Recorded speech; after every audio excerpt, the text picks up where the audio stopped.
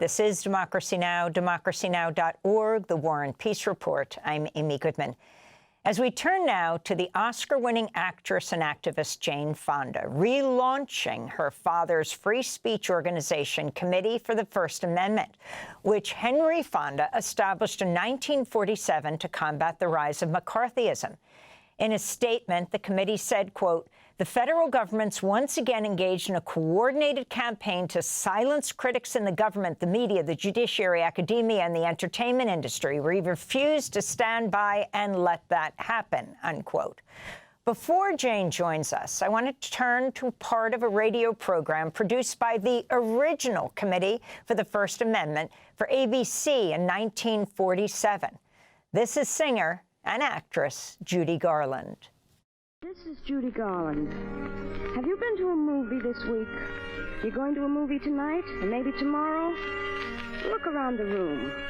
Are there any newspapers lying on the floor? Any magazines on your table? Any books on your shelves? It's always been your right to read or see anything you wanted to. But now it seems to be getting kind of complicated.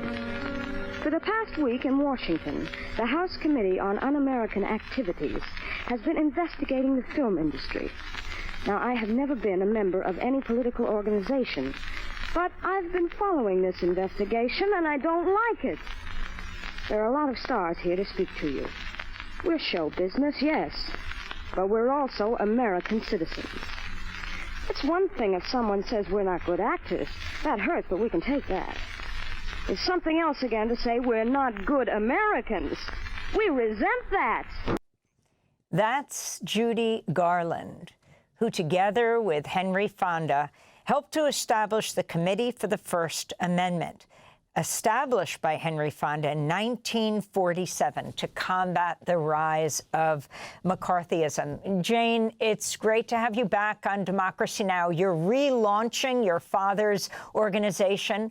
Why now? And how do you think what we're going through now compares to what your father went through?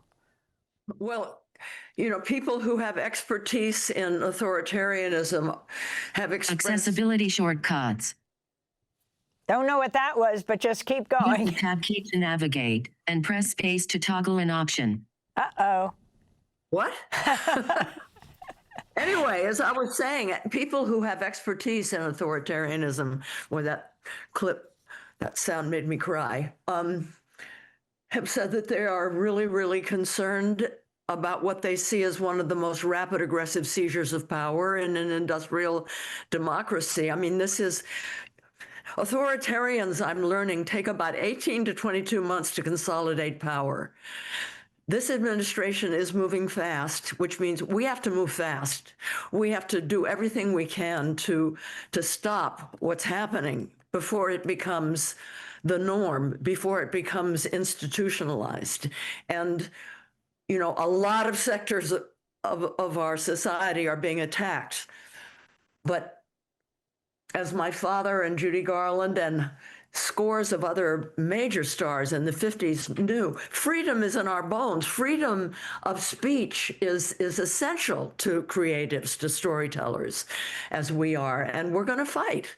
And we're going to show we have the capacity, because we're so creative, to come up with CNN, creative, nonviolent, non-cooperation against resistance, and model that for the rest of the country. This is a time, you know, when I accepted my Screen Actors Guild Life Achievement Award, you know, I said, we all watch documentaries of you know, like the lunch counter sit-ins in Mississippi and Tennessee, and people being beaten, dogs attacking them, etc., and wondered, would I have been as brave?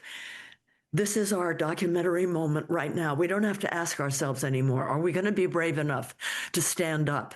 Because the only thing that can stop this is this massive movement of people, nonviolent and unified. And that's what we're trying to encourage and inspire. And we're starting with, we're doing it within the entertainment industry. And hopefully it will be inspiring. I wanted to go to... Let me tell you this, Amy. I think we had about 550 people signed on when we launched yesterday. Within hours, hundreds and hundreds and hundreds more people from the industry were signing on. It's exciting and makes me really hopeful.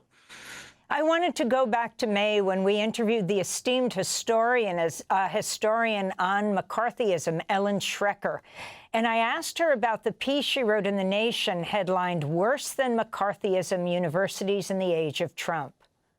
The main thing that happened then to universities was that about 100 faculty members, most of them with tenure, were fired and blacklisted. That happened in every major institution of civil society within the United States.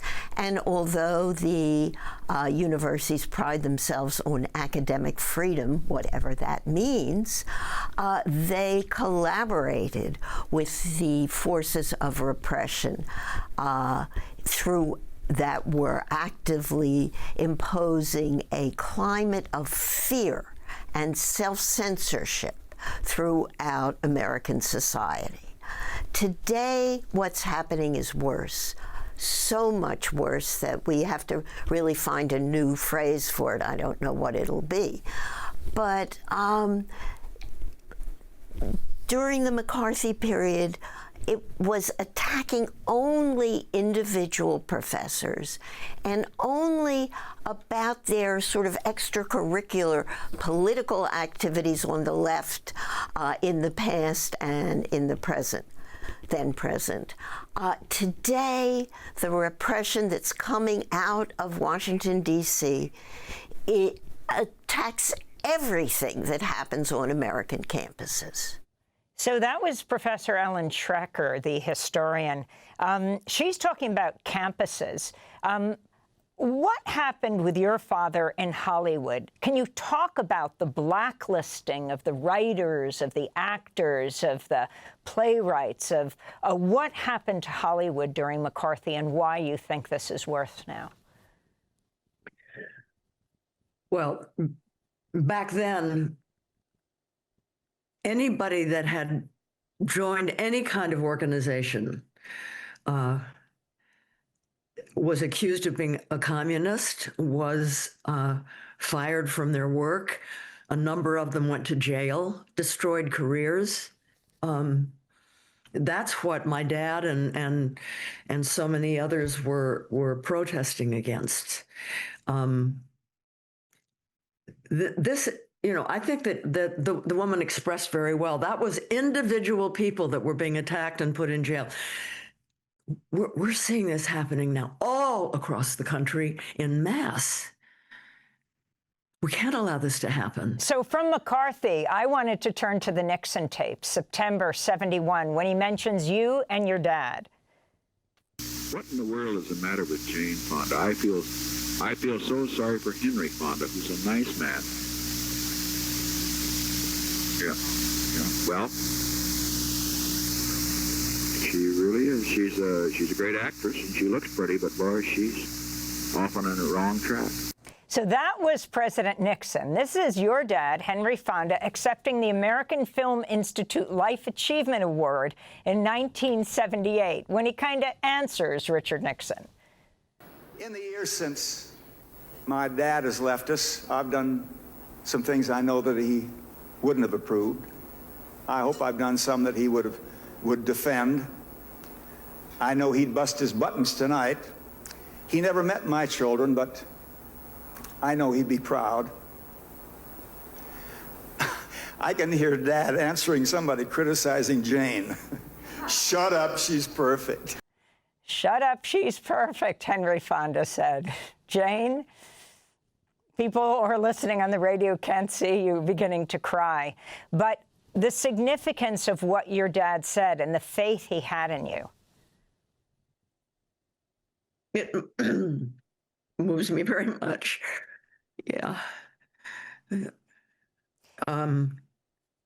What can we say? Well, let me ask you about Jimmy Kimmel, an emotional Jimmy Kimmel, who returned to the airwaves after ABC indefinitely suspended his show following the Federal Communications Commission Chair Brendan Carr's threats to revoke the broadcast license of affiliates over comments Kimmel made. In his monologue, Kimmel spoke about how foreign comedians look to the United States. They know how lucky we are here. Our freedom to speak is what they admire most about this country.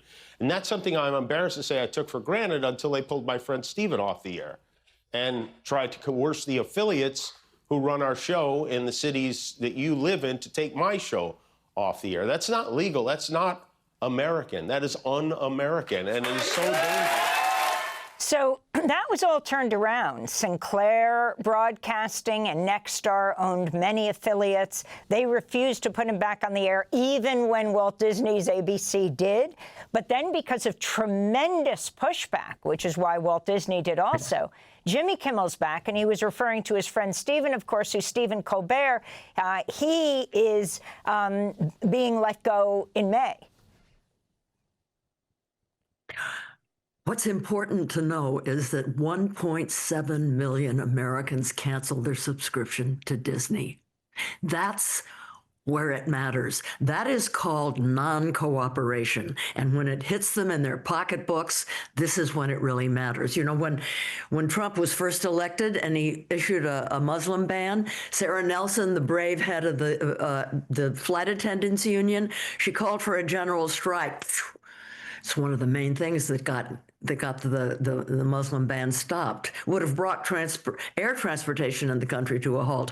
When we hit them in their pocketbooks, when we, like with the lunch counter sit-ins in the South during the civil rights movement, it hurt business in downtowns in the South so badly that it was the business people that then pressured local and state elected officials to lift the ban and open up the lunch counters to all people.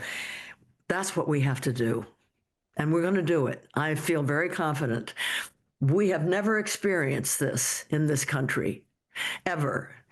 Not in the 20s and 30s when the U.S. flirted with fascism, not what they did to the Panthers, the violence that was meted down on the Panthers, and not what happened in the 50s. This is different. And I don't think we're going to take it sitting down. We have to be informed, and we have to be united, strength in numbers. You know, the ethos, every person for himself, we're not going to survive as a democracy if we operate that way. We have to unify across sectors. You know, this regime is held up by pillars, military, media, professions, and so forth. If each pillar organizes to remove support, we can do it, and we have to do it fast. Jane Fonda, we have to leave it there. I want to thank you for being with us, the Oscar-winning actress and activist, also climate activist, now at 87 years old, relaunching her father's free speech organization, Committee for the First Amendment, which Henry Fonda established in 1947 to combat McCarthyism. Thanks for watching Democracy Now! On YouTube. Subscribe to the channel and turn on notifications to make sure you never miss a video. And for more of our audience-supported journalism, go to democracynow.org, where you can download our news app, sign up for our newsletter, subscribe to the daily podcast, and so much more.